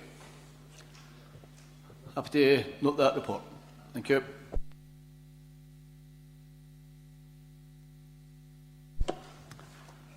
Item number 13, Public Space CCTV report by Ricky Moffat, Head of Commercial Operations. Thanks, Provost. This report follows the meeting on the 11th of August, where a motion was put forward as outlined in Section 1. What I'm also doing at this time is providing Council with details of the necessary equipment upgrades which would ensure the future sustainability of the Council's CCTV systems. And indeed, following on from that, options for consideration for Lauder Road in particular. In Section 2, I give details of the existing cameras within Midlothian, and I highlight the work that's actually been carried out to date in Lauder Road to improve the situation there. In Section 3, I've outlined the maintenance requirements of the existing system to ensure that it's fit for purpose in future years. In Section 4, provide detail which outlines the value of CCTV and provided an update for members' consideration on crime and antisocial behaviour in Midlothian in general. I confirmed that CCTV may offer positive benefits in the Lauder Road area, and I've given two options for that in Section 5. The two options being 2 fixed cameras linked to the Council's existing network, or a mobile camera, which has the benefit that it can, yes, certainly be used at Lauder Road, but should the situation change, it can either be moved to another site or perhaps one that has a greater concern at the time. In Section 6, outline the current position with CCTV monitoring and a possible future approach for consideration. Members should be aware that currently there is no monitoring of images takes place. In Section 7, I've outlined the financial consequences of upgrading and increasing the Council's CCTV system. In addition, the potential costs of limited monitoring. Turning then to the recommendations in the report, I'm asking Council to approve the upgrades to the public space CCTV systems as detailed in section 3.2. Consider that at this time the best option is to purchase a mobile unit initially to be deployed on the Lauder Road area. Consider the arrangements for the dedicated monitoring of CCTV as set out in section 7 and agree to the Council amending the capital plan to reflect the upgrade and the acquisition of mobile CCTV and the approval of the necessary supplementary estimates in 2015-16 to fund the loan charges and the staffing costs and amend the 2016-17 onwards budget accordingly. Councillor Rosie. Thanks, Provost. Thanks, Ricky, for the report. And it looks like I've drew the short straw again, this council. But anyway, I think this shows that the issue of the CCTV cameras on Lauder Road had to be considered within a Midlothian wide context. And I don't think it would be acceptable to install cameras on Lauder Road if the system in Dalkeith Town Centre was falling apart. It's important that we have a proper monitoring facility also in the council. At 3.1, the final paragraph on page 72, you'll see that the control room relocation is consistent with EWIM and optimises the use of space. And this move was actually discussed at a business transformation meeting, which, because Peter's not here, I better say that which the Labour group would have been aware of had they taken up the available spaces. I'm of the opinion that the cameras sited on the Lauder Road, I think, should be fixed ones, as mobile cameras can only record any incidents that take place, whereas fixed ones will be monitored, and should an incident occur, this will allow an early police intervention. I appreciate that the upgrades will come at a cost, but public safety in Midlothian must be our priority. In moving forward to the recommendations on page 79, I would recommend that 9.1 part 1 be approved, and at 2.9.2 now to read that 2 permanent CCTV cameras be installed on Lauder Road, which will allow live images to be streamed back to the monitoring centre, and that we agree with 9 parts 3, 4 and 5. I would move that Council accepts that. Thank you. Councillor Baxter. Thank you, Provost. This is more a question relating to the monitoring. Now, I and many of my colleagues here are aware that if a member of the public phones the police when they see something happening, very often they don't get a response for hours. What's going to happen if somebody looking at one of the CCTV screens sees something suspicious? Will they just phone the police and nothing will happen? To my mind, the most important thing to have is high-definition film, which is recorded and kept for a long period of time in case people come forward after a week or two, rather than spending money on something which is not going to be effective. And so, if the monitoring is going to be effective, fine. But if it's not, maybe the money would be better spent on equipment which is going to perhaps cover a wider area. I don't know. Councillor Young. Thank you, Provost. Just to thank Ricky and his team for this report. I appreciate that this wasn't something that the administration expected to see back as soon as today, but after the monitoring officer explained in 6.2 why that was happening, I think it's certainly been a worthwhile exercise, and certainly the report doesn't look as if it suffered from a lack of time, so I appreciate that's probably because of an addition of effort, so thank you for that, and also for the work that you and your team have done as outlined in 2.3. It is certainly noticed by residents in the area, so my thanks for that. Would agree with the administration on the recommendations, particularly on the fixed cameras as well. Just to ask Ricky, who might be able to feedback, one of the benefits of the mobile units looked as if it might be quicker to get them up and running. If we do go for the fixed option, I'm just conscious of the nights drawing in, particularly after some of the really worrying incidents up there. What do you think the timescale would be if we did, well, you know, if Council recommend fixed units, and if it's a long timescale, what is the option of a stopgap solution? In terms of the timescales, as I've outlined in this report, what we would hope to do is utilise the existing ducting that's in place with the recently installed street lighting in Lauder Road. We would still have to tender the work, so I would expect that the time frame would be something approaching 3 months before we had live cameras in place in Lauder Road. And in terms of a temporary unit, we could get one on loan fairly quickly, certainly within a couple of weeks, and have one in place in that kind of time frame if we wanted to have a temporary one. And there's 2 options. We can either, as a council, purchase a temporary unit that can be then deployed anywhere within the council area at some point in the future, or we can hire one on a short-term arrangement. Councillor Young. Thanks, Provost. I'm grateful. Can I then suggest that we add to recommendations that a temporary unit be got, and I'll leave to officers how they get it, to cover the 3 months? I'm just conscious of the hours of darkness increasing in that area that's seen a level of crime. Councillor Baxter. Thank you, Provost. I was just wondering if I could get an answer to my question now. Sorry? I was wondering if I could get an answer to my question now.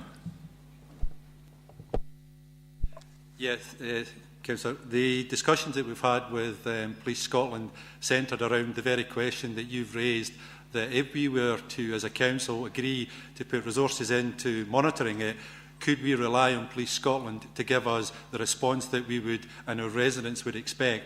And the answer was positive. So if we put monitoring in place, we would have a number that we would call, and we could expect a fairly rapid response to any of the calls for assistance. Councillor Parry. Yeah, I welcome the report as well, but I did just want to pick up on that point and further expand it and find out what talks have happened with Police Scotland and the wider view of the Safer Communities Board. I'm just very aware that some of the rhetoric around this is very much stranger danger, and particularly the recent attacks that have happened there. We have to be mindful of the fact that these types of assaults against women are 90% of women know their attackers, and I'm just conscious of the fact that we're kind of putting out there the stranger danger, and actually that's not reality. The discussions that we had with Police Scotland, and when they looked in detail at some of the history, they actually felt that this location in particular warranted, certainly, and this is why we came forward with the mobile unit, certainly in the short term they felt that there was real benefit to be gained by having CCTV. As I say, that's why we put forward the option for the mobile unit, such that if the situation changed, or indeed, as can happen when we either put in CCTV, or as we've found to our own experience, where we've put in new street lighting, we simply move a problem somewhere else. So that's kind of, with that degree of caution, it was suggested that a mobile unit might have been the better option. Councillor Parry. Yeah, can I also suggest, just to add to Kenny's recommendation as well, is that because we are getting towards the kind of darker nights, that we do go back to the Safer Communities Board as well, not to hold this up, but to kind of look at a kind of more broad strategy to tackling violence towards women in Midlothian as well. Could I, when you said we could borrow a mobile camera, which obviously be the quickest option, yeah, how much would that cost as compared to having to buy one? Sorry, I don't have those costs available, Provost. I would imagine if I was having to guess, it would be something in the order of a few £100s a week. But as I say, I don't have that information, so it really would be a guess at this stage. Did I not see a figure that a mobile would cost us something in the region of £50,000? Sorry, a mobile unit to purchase is £20,000, but the higher cost, I'm not sure. Councillor Mulligan. Sorry, can I just ask a question that's sort of hanging out there and beggars to be asked? If we're going to pay to move the monitoring station from the ground floor to the second floor, we're going to pay to bring all this in, why don't we actually ask Police Scotland to take it up at the call centre? Why don't we move the whole thing up there? Because all it is screens on a wall with somebody sitting watching them.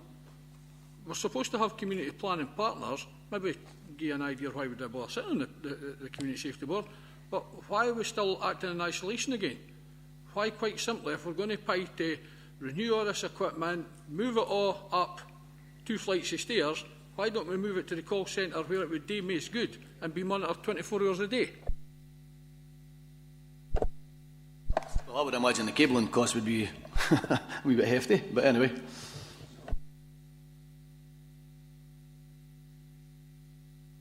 Sorry, I was going to defer to my director because I wasn't involved in the previous discussions.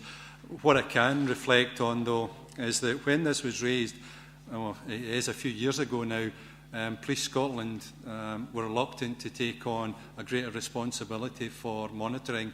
One of the options, for example, was the potential for officers who were returning from long periods of sickness absence being involved in monitoring. But for whatever reason, that failed. Certainly, in the discussions we've had, there's not been any suggestion from Police Scotland that they would wish to, at this stage, take on a greater role for monitoring, hence the reason that I was seeking Council's views on this one. Councillor Milligan. Provost, my understanding is most of these pictures are translated online, there wouldn't be any additional cost whatsoever, and any cost of relocating it for the first flare to the 2 flares up or shifting up the Balsam call centre, I can't see that there would be any great difference there. In fact, I would actually think there would be a saving because you wouldn't need to have people just employed only simply to sit watching CCTV. You would have call handlers.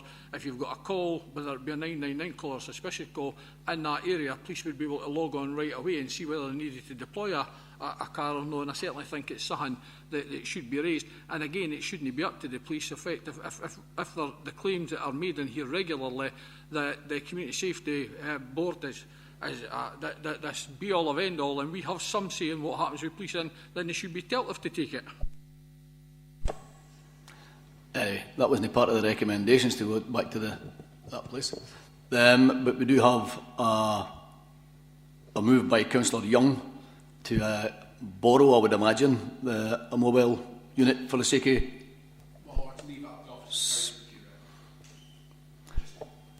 Are we happy to accept? Yeah, that seems reasonable. Yeah. I would take that one on board. Well, I welcome this comprehensive report regarding the public space, CCTV, and specifically in Lauder Road. First of all, it's obvious that the report that we need to upgrade CCTV TV equipment and K1. I would also recommend that we accept the monitoring system as detailed and move it up to level 2. Okay, so will you accept that report then? Okay, thank you.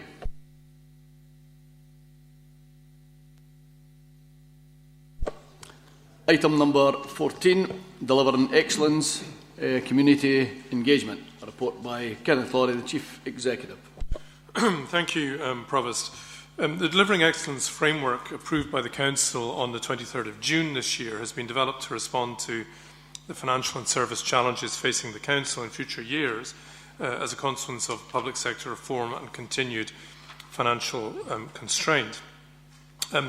Members will be aware from the financial strategy, which is later on today's agenda, that the scale of the challenge that the Council faces in terms of savings remains an exceptionally considerable one. And when we brought the report forward in June, we did say that, and indeed the Council did agree, a recommendation advising that a more detailed proposal for the engagement and consultation aspects of the framework would be brought forward after the summer recess. And given the scale of change implied, it is absolutely appropriate that there should be a wider programme of public engagement and consultation. And proposals for this are set out at paragraph 4, with a timetable at table 1 in the report, and a more detailed consultation engagement plan, draft plan, shown at appendix 2 to the report. This includes a first phase of wider, more generic consultation on the financial and service challenges which are faced by the Council, using the Citizens Panel, web-based questionnaires and a number of other techniques. And a second, more detailed phase, which will follow on from the development of the Council's proposals for meeting the financial challenge. And that would help the Council move from developing options to options implementation. Section 4 sets out proposals as to how this might be taken forward, using both traditional approaches and more up-to-date techniques, and tying into wider consultation being undertaken by the Council. And examples of potential approaches and documentation are shown at Appendix 3 to the report. The Council has recommended to endorse the proposed consultation and engagement approach and set out in Appendix 2 and within the report, and I'd welcome any comments from members on these proposals. Councillor Johnson. Thank you. We all acknowledge that we've got huge challenges with our money and our services, and I think we all are committed to continuing high quality services, and we do acknowledge the forward planning to prioritise and achieve these outcomes are essential, and we welcome the timeline that's been provided, and to involve the community in as many different mediums as possible, and also to involve the trade unions as well. That's in the very last paragraph of Section 4, and as a result I fully support that we endorse this proposal. Questions or comments? Okay, happy to endorse that report. Thank you. Item number 15, Financial Monitoring 2015-16, the General Fund Revenue Report by Gary Fairley, Head of Finance and Integrated Service Support.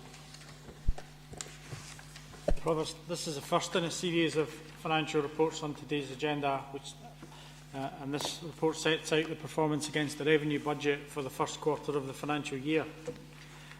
Revenue expenditure is projected to total £199 million for the year, with a net overspend of £1.113 million currently projected. We also project that income from Scottish Government and Council tax will come to about £195.2 million, and will end up utilising reserves in the year of £3.8 million. In summary, that's a variation of £883,000 from the position we expected when we set the budget. Section 2.1 of the report, together with Appendix 2, sets out the material variations which give rise to the £883,000, and also provide Council, importantly, with details of the actions which are being taken to control these variations. The report also updates Council on financial discipline review and recommends approval of financial discipline savings totalling £416,000 from the 15-16 budget. Section 2.4 provides, as a consequence of the variation, an update on the position with the reserves. What I would say is members should really note that this is the first financial monitoring report for the year, and are based on experience in the first quarter. There will inevitably be changes as we go through the year, particularly as the winter unfolds. So undoubtedly the figures will change as the year progresses. There will be a further report on performance later this year, and the Quarter 3 monitoring report will come to Council early in 2016. Provost, today Council is asked to agree the recommendations which are set out in Section 4 of the report. Councillor Bryant. Thank you, Provost. Thank you for that, Gary. As Gary said, this is the purpose of this report is to give us information against revenue budget. And I'd like to highlight a couple of points here. The General Reserve Fund at paragraph 2.4, the last paragraph. Prudent level of uncommitted reserves are seen to be between 2 and 4% of net expenditure, which equates to between 4 and 8 million. And our net reserve is more than that. I'm quite happy to recommend the recommendations. Approve the financial discipline savings to 15-16 of 0.416 million given in Appendix 3. and otherwise endorse the contents of the report. It's early days, as Gary said, this is the first quarter's report. Questions, comments? Okay, thank you.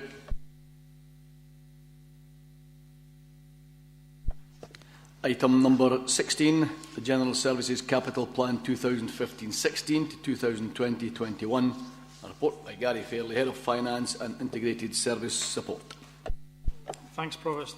This report provides an update on the capital plan, reflecting slippage from last financial year, new projects that have been approved since the last report to Council back in March. Give some information on projects which are additional to the capital plan, which need Council's approval. Provide information on the performance of projects in terms of spend against the plan for the current year, and forecast future years' plans through to 2020. Section 2.2 sets out the projects which have received approval, and Section 3.1 sets out new projects which are submitted for approval today. Clearly, these will be subject to change based on the recommendations from the previous report on CCTV earlier on the agenda. Once the adjustments set out in Section 3.4 are reflected in the plan, we expect capital expenditure for the current year, for 15-16 to 16-17 to be £67.2 million. When we project the report forward, the capital plan forward for the longer term, Table 5 shows an indicative capital plan through to 2020, which would see expenditure or investment on your assets totalling £106 million and requiring borrowing of £36.5 million.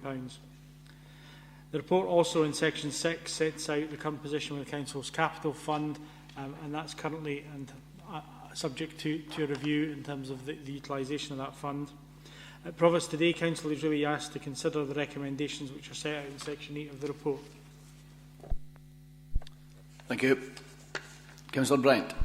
Thank you again, Provost. Thank you, Gary. We are investing a lot in key services, as the figure in Table 6 shows, £106 million over the period 2015-16 to 2020-21. The capital fund has been increased to £17.33 million, and the borrowing required to finance the planned investment 15-16 is currently £36.5 million. I have no hesitation in asking you to accept the recommendations at item number 8. To note the General Services Capital Plan Quarter 1 monitoring position for 15-16. Approve the projects as outlined in Section 3.1. Approve the allocated expenditure and funding in the General Services Capital Plan. And note the unallocated amounts in the General Reserves Capital Plan 15-16 to 2021. Questions, comments? Councillor Russell. Thank you, Provost. Obviously, happy to endorse what is before us, but as I emailed Mary Smith earlier today, I'm really obviously interested in the Woodburn Family Learning Centre, and I think it would be helpful, given the amount of money that's been spent on the refurbishment, that a meeting be set up with the 3 elected members to bring us up to speed with it and what the benefits will be for our community. Could I point out to the elected member that there's actually a typo in the report. We have not spent £2.314 million on the refurbishment of Woodburn Primary. We could maybe have built a new school for that. It's actually £280,000. So just to clarify, but I'm happy to have a meeting just to let you know what's happening. Okay. Thank you.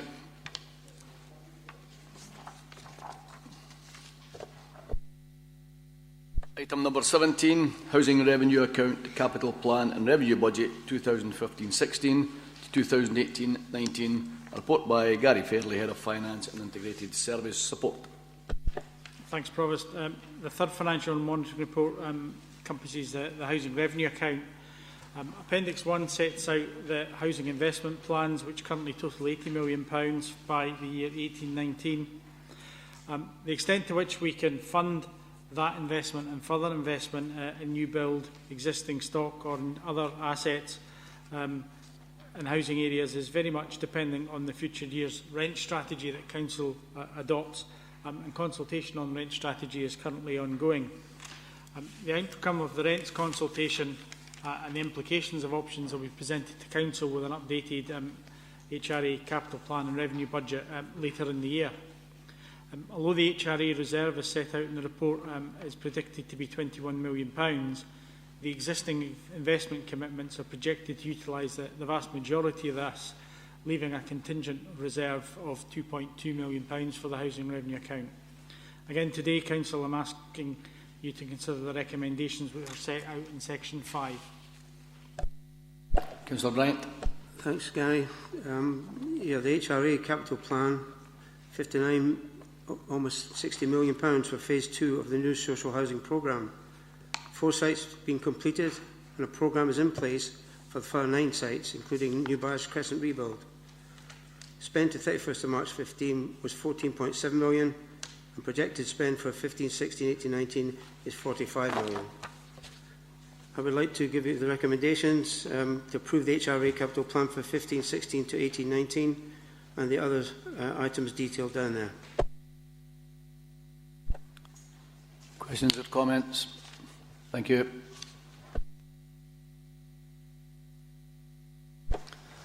Item number 18, Financial Strategy 2016-17 to 2020-21. Report by Gary Fairley, Head of Finance and Integrated Service Support. Thanks. This is the last financial report on the agenda as such, and is very much forward-looking, setting out the first draft of our financial strategy and our projected budget gaps and budget shortfalls for the years through to 2021. As highlighted in the report, there are two factors which dominate the financial landscape and the projections set in the report. That of the Scottish Government grant settlement and pay, in particular, in terms of pay, the implications of a national living wage. Having built in and reflected the key assumptions which are set out in the report and projected forward our costs and our expected income, together with reflecting approved savings, we've identified, or we've been able to identify, the extent of the financial challenge that Council will face. The immediate issue is a remaining budget gap for next financial year of £1.8 million, and that rises to potentially £23 million by the year 2021. Again, I would stress these are very much projections and based on a set of key assumptions, issues and risks which are set out in the report. Undoubtedly, the figures will change, but I suppose it's the fact that there is still a substantive budget shortfall in later years, and the actions that Council will have to take to address that we need to focus on, rather than necessarily the absolute sum.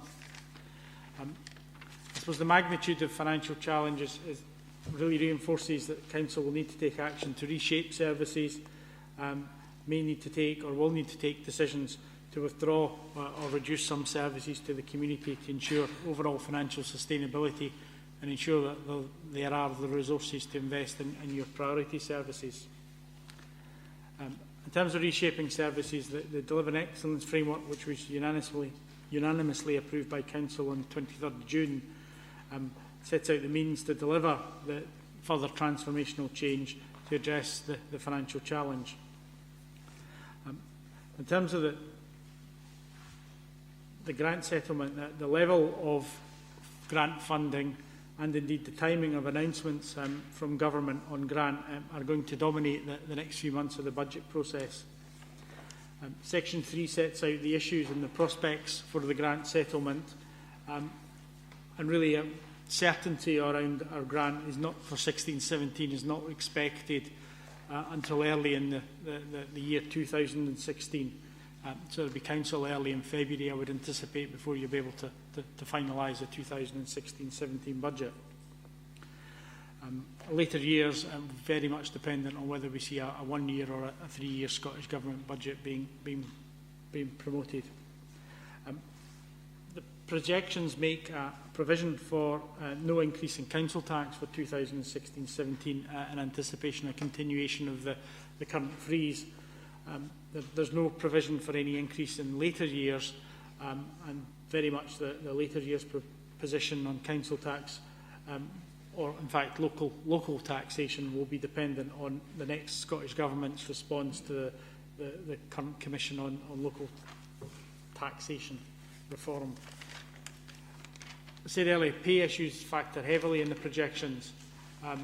Whilst councils' current pay levels are above the proposed 2016 national living wage, longer-term projections for the national living wage, which are to be above £9 by 2020, would have an impact on the council's budgets, and we've made some early provisions within the figures for costs associated with that, both for our own employees and also for outsourced, for our procured social care services.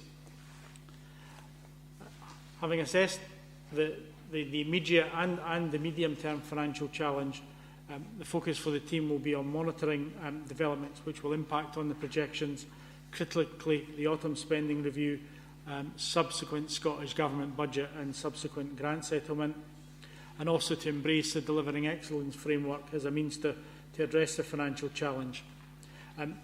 Provost, happy to pause there if there's any question from members. Otherwise, Council is asked to consider the recommendations which are set out in section 12. Thank you. Councillor Bryant. Thank you, Provost. Again, it's a very detailed document. I'd like to point a few things out. The Chancellor, Mr Osborne, on the 25th of November this year, I'll read it out to you. The UK spending review will determine the majority of the Scottish Government's budget and will have a significant impact on the subsequent determination of grant allocations to councils. That's on page 2. And if you look at paragraph 1, 2, 3, 4, 5 on that page, the Office for Budget Responsibility forecast now implies a real terms reduction in the Scottish budget of close to £1 billion between 15-16 and 19-20, though ultimately the actual Barnett consequentials of the spending plans will not be known until after the autumn spending review. So things are going to get tougher. I'd ask you to accept the recommendations. Councillor Baxter. Thank you, Provost. Looking at the figures in Table 1, the Scottish Government grant seems to be going up marginally over the years, and I presume this is an assumption because we don't know yet what the Scottish Government is going to announce for the future. The council tax freeze is something which I've long opposed. It benefits those in big houses, and the people who lose out are those who use the services, who live in small houses. I won't go into that, but what I would like to ask is, does the council believe that the gap, if you like, the missing council tax, which we would have recouped if council tax had risen in line with inflation at least, is that being fully funded by the Scottish Government or not, in our opinion?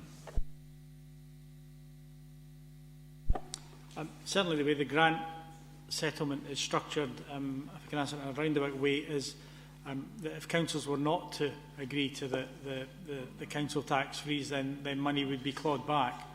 The Scottish Government have provided within the overall settlement each year the amount required to fund the council tax freeze. The question then you might ask is whether the overall quantum of funding from Scottish Government is adequate to freeze council tax and maintain the level of services when cost pressures and inflation are in the system and the funding hasn't necessarily provided for that.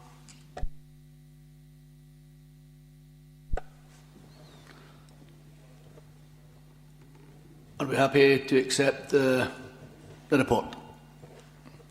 Okay, thank you.